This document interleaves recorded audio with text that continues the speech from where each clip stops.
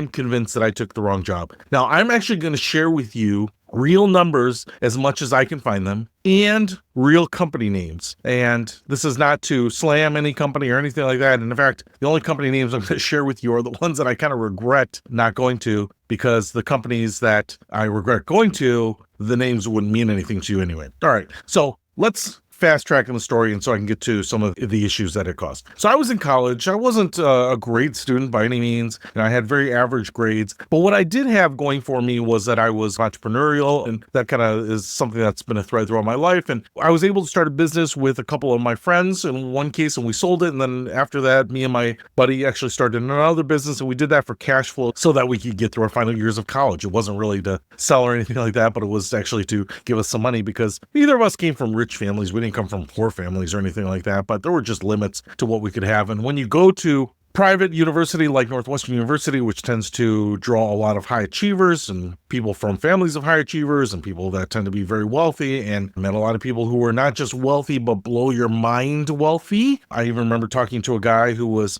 spending his spring break on his family's yacht. And I said, "Oh, that's cool." And he mentioned that he was going to the Caribbean to do that. And I said, "Oh, so your yacht's out in the Caribbean?" He said, "No, it's actually in the Mediterranean right now. So it's getting put on a boat to get shipped to the Caribbean." So that's the scale of money that we're talking about here. But